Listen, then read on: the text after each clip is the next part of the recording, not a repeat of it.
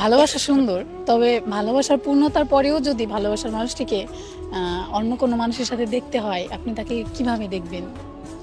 দেখেন, ভালোবাসা সুন্দর, অবশ্যই ভালোবাসা সুন্দর। তবে আমরা বর্তমান জেনারেশনে যে ভালোবাসাটাকে ভালোবাসা বলি, ওটা ভালোবাসা না।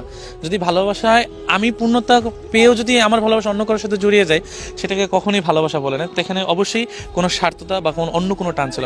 কিছুদিন আগে দেখবেন কি একটা ছেলে মারা গেছে, সুইসাইড করে, তার একটা মেয়েও আছে। তো মেয়ের ভাইয়ের নামটাও বা আপুর নামটাও ওরকমভাবে আমার স্মরণ আসতেছে না। তো বিষয়টা হচ্ছে কি, দেখেন ওই মানুষটা কিন্তু তার স্ত্রী, নিজের স্ত্রী যখন অন্য কারোর সাথে জড়িয়ে যায় বা যখন পরকীয়ায় জড়ায়, তখন কিন্তু বেঁচে থাকার থেকে না থাকাটাই উত্তম মনে করি।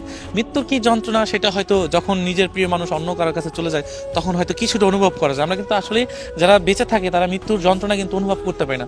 তবে মনে হয় যে যে কষ্টটা আমাদের ভালোবাসার মানুষগুলো দেয়, ওই কষ্ট থেকে হ্যাঁ যে মরে যাওয়াটা অনেক ভালো। কিন্তু আমরা অনেকেই চিন্তা করি কি মরতে পারি না, কারণ এর জন্য যে মরাটা আমাদের জন্য হারাম বা আমাদের জন্য ঠিক না, এই জন্য চিন্তা করে মরি না। বা অনেকে বুঝি ফ্যামিলির সমস্যা বা ফ্যামিলির বাবা মা কষ্ট হবে, এই জন্য হয়তো মরতে পারে না, কিন্তু দিনের পর দিন শেষ হয়ে যাচ্ছি।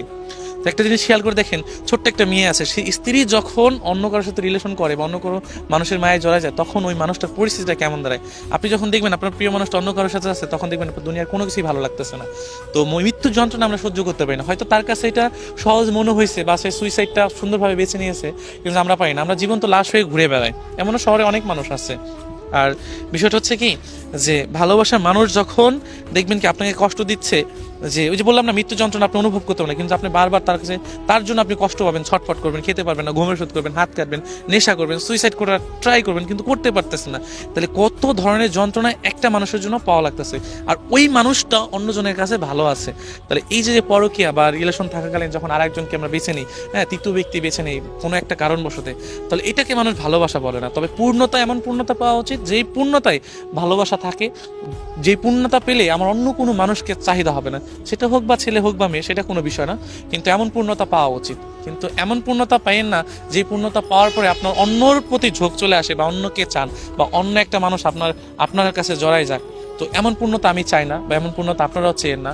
কিন্তু সবচেয়ে তো দুঃখজনক এবং কষ্টজনক কি জানেন, যখন নিজের প্রিয় মানুষটাকে অন্যের কাছে দেখি, যখন কষ্ট লাগে যে মানুষটা আমার ছিল, কিন্তু এই মানুষটা আজকে অন্যজনের কাছে। এই মানুষটার মায়ায়, এই মানুষটার ভালোবাসায় কত সুন্দরভাবে জড়িয়েছিলাম আমরা দুজন, কিন্তু এই মানুষটা আজকে আমার নেই, আমার থেকে অনেক দূরে।